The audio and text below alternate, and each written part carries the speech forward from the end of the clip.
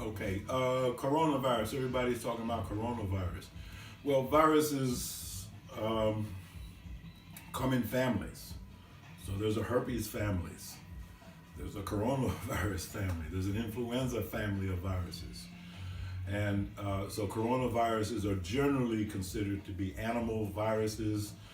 When you look a little deeper, you find coronaviruses inhabit parasites that are in the bodies of animals. So therefore, in livestock industries, they have a big coronavirus problem because you can get things like feedlot fever among cattle, sheep, but especially pigs and other domestic animals that are not necessarily so clean. So that's a big problem. Coronaviruses infect animals. Sometimes you may get a human infection with coronavirus. That's somewhat rare. Some of the common colds that people have had are due to coronaviruses. Generally speaking, they have not proven to be extremely fatal. However, what we're dealing with now, the novel coronavirus, COVID 20. This is not a natural coronavirus. This is a genetically engineered, weaponized version of coronavirus that has been married to 4 genes from HIV and probably other genes from perhaps other viral pathogens.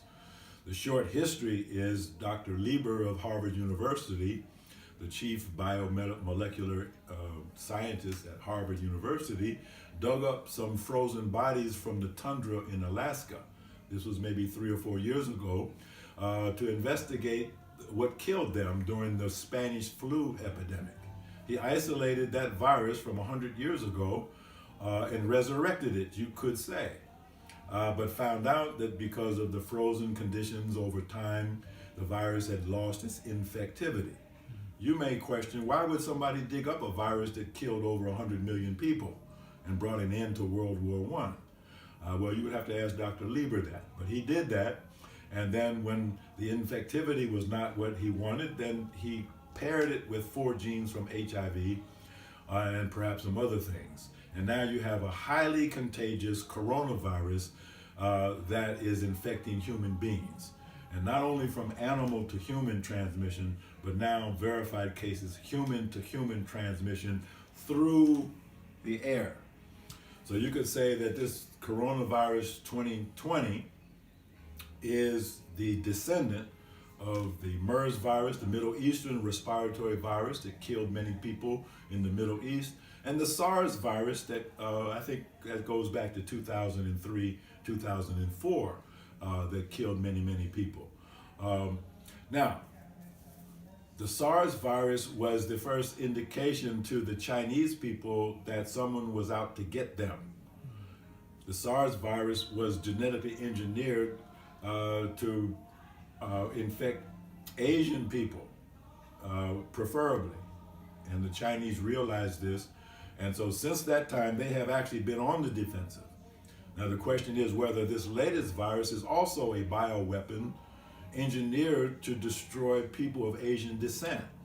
And it seems to have another feature. It seems to preferentially infect men as opposed to women. Seems to be much more lethal in men than women. And even though it's considered to be a respiratory virus that causes a respiratory illness, the other interesting factor is that it seems to have a predilection for male testicles. And even in those that recover, the question is, will they be sterilized as after this COVID infection, even if they survive? Bill Gates, along with Dr. Lieber and Johns Hopkins University in October of 2019, conducted a simulation, computer simulation of a coronavirus outbreak, and they determined through computer simulations that such an outbreak would lead to the death of 65 million people. Now, the current experience in China with a 2.3% mortality rate shows that globally we could expect at least 165 million deaths from this virus. So what is it all for? I think it's for the purpose of slowing down the growth of China as a dominant economic, political, and economic power in the world. That is, of course, if it really is a bioweapon. If it's not really a bioweapon, it certainly has taken the U.S.-China trade war to another level. Trade war has become biological warfare, and people are being targeted with their lives. Part of the trade war, of course, was the controversy with a company called Huawei, the leaders in 5G technology. The center of 5G technology is China, and the center of 5G technology in China is Wuhan City, or Hubei province. And when they turned on or switched on the most potent 5G network in the world in Wuhan City, that's when the epidemic broke out. So there are scientists who think that there is an electronic component to what would otherwise just be a biological phenomenon. A virus is on the borderline of living things versus non-living things. It is protein wrapped around genetic material, either RNA or DNA. It is susceptible to electronic frequencies. Viruses can be activated by 5G 60 cycle frequency radiation that was turned on in Wuhan City and just coincidentally happened at the same time as a viral outbreak. Could there be a connection? One final point that I think the world should consider. From my point of view as a medical doctor, someone who knows a little bit about public health, I don't think that the Chinese government could be faulted in any way for their response to whatever happened, whether it was a natural phenomenon or whether it turns out to really be a bio attack. But their response to it was heroic and correct. They built 3 1,000-bed hospitals in a little more than a week. That is phenomenal. They provided hospital care for thousands of people who otherwise would have been left out in the cold to die. And so this is something to ponder. Is the United States capable of the same response, public health wise? Is Europe capable of the same response? Is Africa, is India, are the other nations, are Brazil and other nations in South America and throughout the world? Is Japan, Korea, are they capable of the same heroic, monumental public health measures undertaken by the Chinese, who seem, optimistically I'm speaking now, they seem to have contained the spread of the virus in China through these drastic means.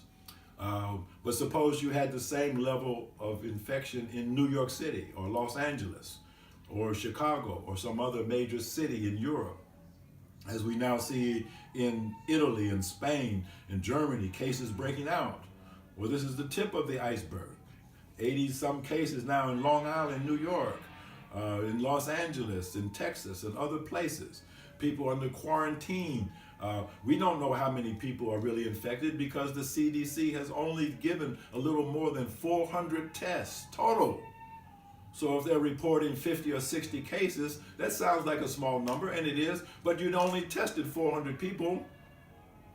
So how can you be sure about the total number of infections in the country? You can't be. So all precautions must be in order. Facial masks are not going too far. Frequent hand washing is not going too far. Avoiding contact with public surfaces is not going too far. Avoiding public gatherings is not going too far. We don't actually know the full characteristics of what we're dealing with, but we must take those things into consideration that we are learning, where these outbreaks are taking place throughout the world. A weak Clorox solution, a cap full of Clorox in a gallon of water, can be used as a disinfectant on surfaces.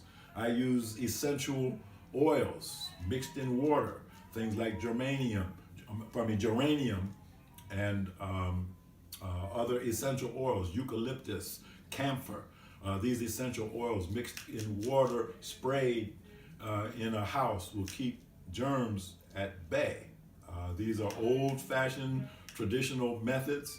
I think the public health service in America is so decrepit, and disabled, that every American citizen should consider you're on your own, and you have to do what you can do to protect yourself and your family. Because I don't think that the government agencies are going to be able. They're not equipped. The hospitals don't have the space to accommodate you. So you're going to have to accommodate yourself.